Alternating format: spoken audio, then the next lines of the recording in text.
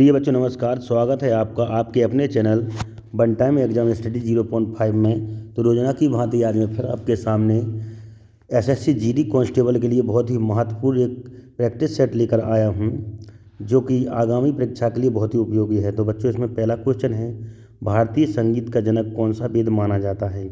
क्या सामवेद, ऋग्वेद, अथर्ववेद या फिर यजुर्वेद? जल्दी से बच्चों सही उत्तर का कमेंट करें। भारतीय संगीत का जनक माना जाता है, तो बच्चों इसका जो आंसर होगा वह होगा ऑप्शन नंबर ए, सामवेद। भारतीय संगीत का जनक सामवेद को माना जाता है। ठीक है बच्चों, इस प्रकार पहले क्वेश्चन का आंसर हो जाएगा विकल्प नंबर ए, सामवेद। ठीक है बच्चों, अगला क्वेश्चन है क्वेश्चन नंबर 2। हड़प्पावासी अपरिचित थे। हमें बताना है जो हड़प्पावासी थे वह कौन सी धातु को जानते नहीं थे, अपरिचित थे। ऑप्शन दिए आपके सामने, तांबे, लोहा, कांस या इनमें से सभी से अपरिचित थे। जल्दी से कमेंट करें, सही विकल्प का कमेंट करके बताएं हमें कि हड़प्पावासी किस धातु से अपरिचित थे। समय निकलता जा रहा है बच्चों, जल्दी से सही विकल्प का चयन करें। हड़प्पावासी किस धातु से अपरिचित थे? तो बच्चों इसका आंसर हो जाएगा ऑप्शन नंबर बी, लोहा। लोहा, आपके हड़प्पावासी लोहा से अपरिचित थे, लोहा को जानते नहीं थे, इसलिए इसका आंसर हो जाएगा ऑप्शन नंबर बी। अगला क्वेश्चन है क्वेश्चन नंबर 3 आपके सामने। पाटलिपुत्र की स्थापना की थी। जो 4 ऑप्शन दिए हुए हैं, 4 राजाओं के नाम दिए हुए हैं, इनमें से पाटलिपुत्र की स्थापना किसने की थी? क्या अशोक ने, उदयन ने, रामदास ने या फिर राजेंद्र चोल ने? पाटलिपुत्र की स्थापना बच्चों किसने की थी? जल्दी से सही विकल्प का चयन करें और कमेंट करके बताएं हमें कि पाटलिपुत्र की स्थापना किसने की थी।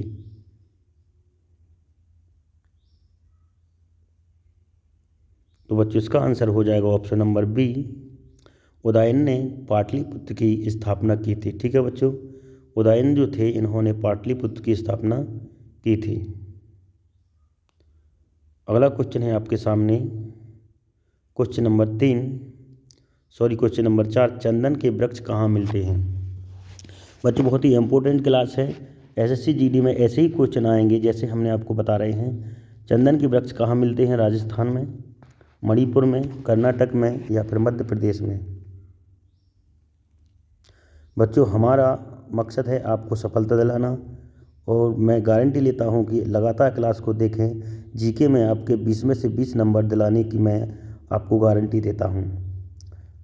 क्या राजस्थान में, क्या मणिपुर में, कर्नाटक में या मध्य प्रदेश में? तो बच्चों इसका आंसर हो जाएगा ऑप्शन नंबर सी, कर्नाटक में जो है चंदन के वृक्ष मिलते हैं। ठीक है बच्चों, कर्नाटक जो राज्य है इसमें चंदन के वृक्ष पाए जाते हैं। अगला क्वेश्चन है क्वेश्चन नंबर 5। अक्षांश रेखाओं की संख्या होती है। जो हमारा ग्लोब होता है, जो भारत है, भारत का जो ग्लोब है, इसमें अक्षांश रेखाओं की संख्या कितनी होती है? क्या 120 होती है, क्या 150 होती है या फिर 180 होती है या फिर 200 होती है? सही विकल्प का चयन करें और कमेंट करके बताएं हमें कि अक्षांश रेखाओं की संख्या कितनी होती है।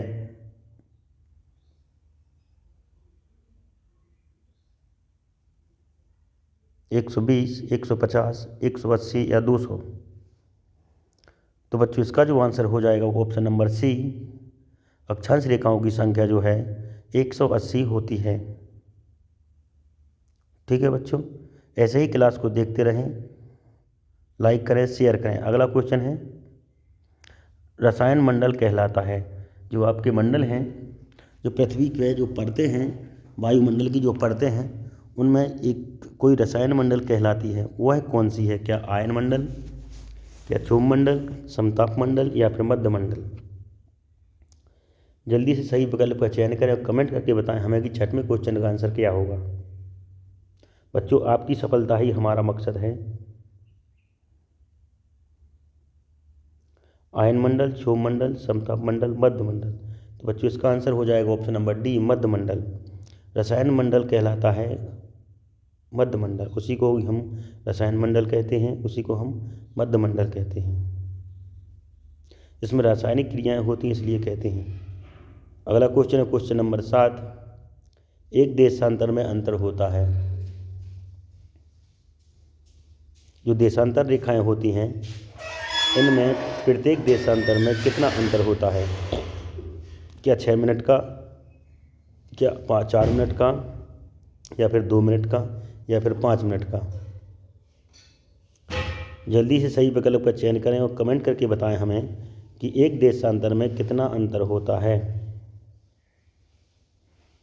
जल्दी से बच्चों, इसका आंसर हो जाएगा ऑप्शन नंबर बी, 4 मिनट का। एक देशांतर में बच्चों 4 मिनट का अंतर होता है, इसलिए ऑप्शन नंबर बी हमारा 7वें क्वेश्चन का आंसर हो जाएगा। ठीक है बच्चों, अगला क्वेश्चन है आपके सामने, क्वेश्चन नंबर 8 कह रहा है, किस अनुच्छेद के अनुसार राष्ट्रपति को मृत्यु दंड क्षमा करने का अधिकार है?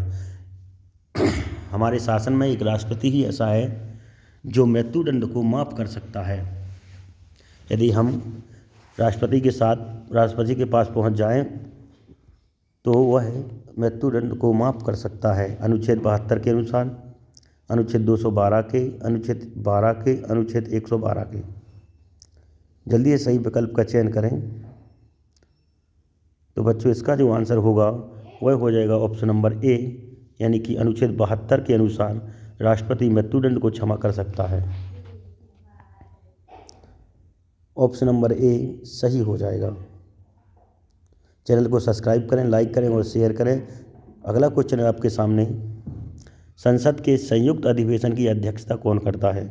बच्चों जैसा कि तुम्हें मालूम है कि संसद की संयुक्त जो अधिवेशन है उसको बुलाता कौन है? राष्ट्रपति। वह पूछ रहा है कि इसकी अध्यक्षता कौन करता है? क्या प्रधानमंत्री, क्या राष्ट्रपति, लोकसभा सभापति, या फिर उपराष्ट्रपति? सफलता के लिए बच्चों लगातार क्लास देखते रहें, क्योंकि आपकी सफलता हमारा मकसद है। संसद के संयुक्त अधिवेशन की अध्यक्षता कौन करता है? तो बच्चों इसका आंसर हो जाएगा ऑप्शन नंबर सी, लोकसभा सभापति है जो संसद के संयुक्त अधिवेशन की अध्यक्षता करता है। इस क्वेश्चन का आंसर हो जाएगा लोकसभा का सभापति। अगला क्वेश्चन है बच्चों आपके सामने, वित्त विधेयक परिभाषित है। संविधान के किस अनुच्छेद में वित्त विधेयक का वर्णन किया गया है, यह हमें बताना है। ऑप्शन है अनुच्छेद 62, अनुच्छेद 110, अनुच्छेद 112, अनुच्छेद 360। जल्दी से कमेंट करके बताएं कि सही उत्तर क्या होगा। वित्त विधेयक संविधान के किस अनुच्छेद में परिभाषित है? 62, 110, 112 या 360? बच्चों इसका आंसर हो जाएगा अनुच्छेद 112 में वित्त विधेयक का वर्णन किया गया है, इसलिए क्वेश्चन 10 का आंसर हो जाएगा ऑप्शन नंबर सी, अनुच्छेद 112।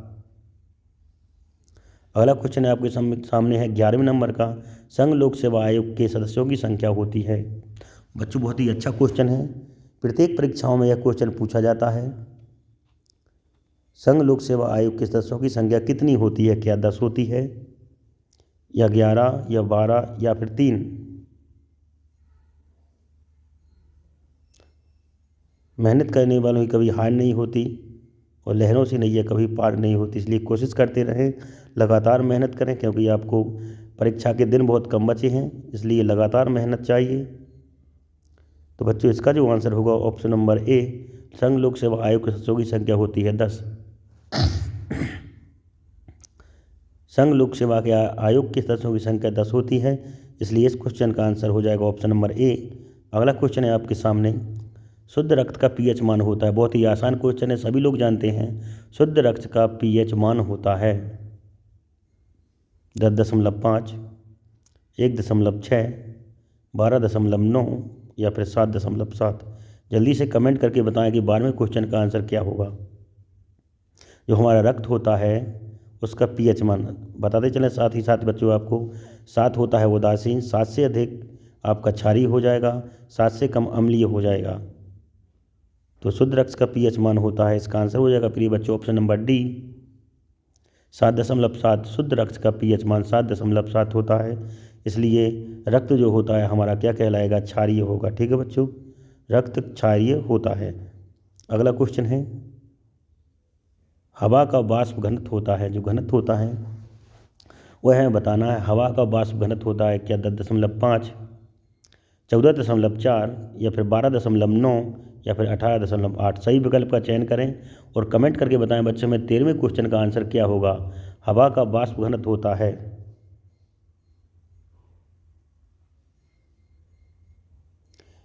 इस बार बच्चों हमें वर्दी पहन के ही दिखानी है। अपने माँ बाप के सपने को पूरा करें। इसका आंसर हो जाएगा बच्चों ऑप्शन नंबर बी, 14.4 जो है वो हवा का वाष्प घनत्व होता है। ठीक है बच्चों,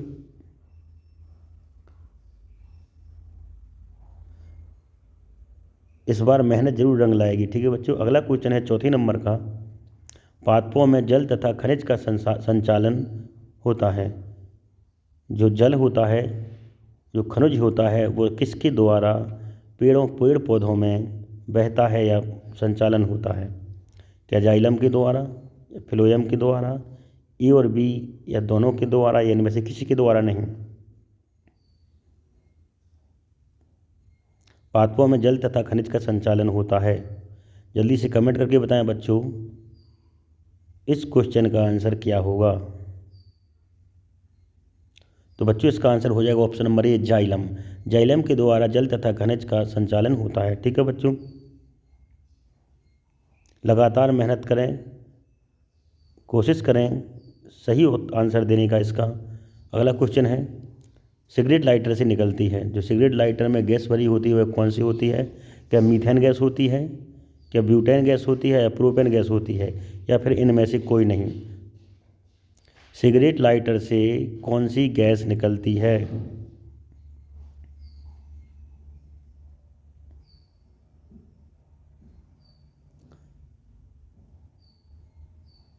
जल्दी से आंसर का कमेंट करें, सिगरेट लाइटर से कौन सी गैस निकलती है। तो बच्चों इसका जो आंसर हो जाएगा वह हो जाएगा ऑप्शन नंबर बी, मीथेन, नहीं butane, sorry, option number B इसका सही होगा।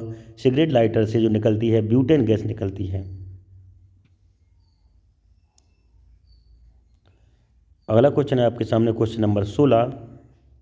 पृथ्वी के लिए पलायन वेग होता है क्या 11.2 मीटर प्रति सेकंड होता है या 11.2 किलोमीटर प्रति सेकंड होता है या 10.2 मीटर प्रति सेकंड होता है या इनमें से कोई नहीं। 16वें क्वेश्चन है आपका, पृथ्वी के लिए पलायन वेग होता है। बहुत ही इम्पोर्टेंट प्रश्न है बच्चों, अक्सर प्रतियोगी परीक्षा में पूछा जाता है। ऐसी कोई भी परीक्षा नहीं होती है जिसमें यह क्वेश्चन ना पूछा जाए। पृथ्वी के लिए पलायन वेग होता है। कमेंट करके बताएं हमें 16वें क्वेश्चन का आंसर क्या होगा। तो बच्चों इसका आंसर होगा ऑप्शन नंबर बी, 11.2 किलोमीटर प्रति सेकंड पृथ्वी का पलायन वेग होता है। इस बार पड़ोसी को हमें करके दिखाना है कि हमने कुछ मेहनत की है। अगला क्वेश्चन है आपके सामने क्वेश्चन नंबर 17, निम्न में प्राथमिक क्षेत्र से संबंधित है। बच्चों यह क्वेश्चन जो है अर्थव्यवस्था से लिया है। निम्न में प्राथमिक क्षेत्र से संबंधित है क्या पशुपालन, सॉरी नहीं है, क्या पशुपालन, कृषि, मछली पालन या फिर परिवहन। प्राथमिक क्षेत्र से संबंधित नहीं है। ये 4 विकल्प दिए हुए हैं, इनमें से 3 विकल्प तो आपके प्राथमिक क्षेत्र से संबंधित हैं। चौथा विकल्प एक प्राथमिक क्षेत्र से संबंधित नहीं है, जिसका हमें चयन करके कमेंट करके बताना है कि इसका आंसर क्या होगा। चैनल को सब्सक्राइब करें, लाइक करें और शेयर करें ताकि हम ऐसे ही आपकी सहायता कर सकें। तो बच्चों इसका आंसर हो जाएगा ऑप्शन नंबर डी, निम्न में प्राथमिक क्षेत्र से संबंधित परिवहन नहीं है। बाकी तीनों प्राथमिक क्षेत्र में आते हैं। अगला क्वेश्चन है आपके सामने क्वेश्चन नंबर 18, एनडीसी संस्था है। जो एनडीसी संस्था होती है बच्चों, इसको हमें बताना है क्या यह गैर संवैधानिक होती है या फिर संवैधानिक होती है या फिर राजनीतिक होती है, इनमें से कोई नहीं। एनडीसी संस्था होती है। जल्दी से विकल्प का चयन करें और कमेंट करके बताएं बच्चों में 18वें क्वेश्चन का आंसर क्या होगा।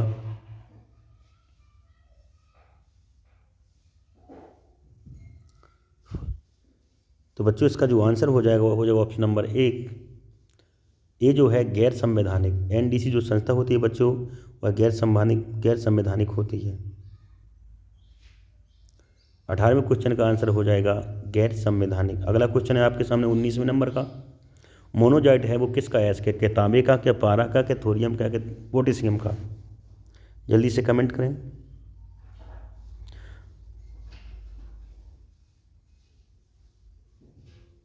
माँ तेरे पसीने को मोतीगत चमकाऊंगा, तू सपने बड़े देखना, पूरा करके तेरा शेर शेरनी लाएगा।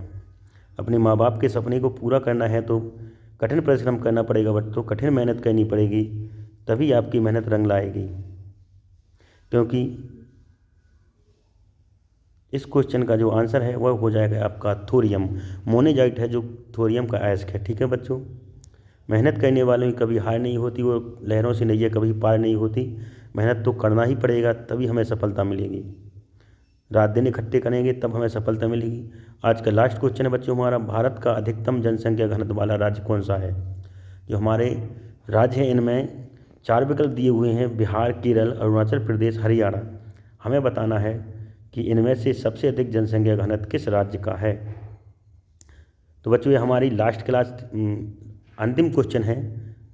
कल फिर से कोई 20 क्वेश्चनों की संख्या हम फिर लेकर आएंगे, देखना ना भूलें। चैनल को सब्सक्राइब करें, शेयर करें और लाइक करें। भारत का अधिकतम जनसंख्या वाला घनत्व राज्य कौन सा है? तो वह होगा प्रिय बच्चों बिहार। ऑप्शन नंबर ए आपका सही चला जाएगा। बिहार जो है अधिक जनसंख्या वाला घनत्व है। ठीक है बच्चों, कल फिर इसी टाइम पर फिर 20 क्वेश्चनों की, महत्वपूर्ण क्वेश्चनों की संख्या लेकर फिर आएंगे। तब तक के लिए नमस्कार।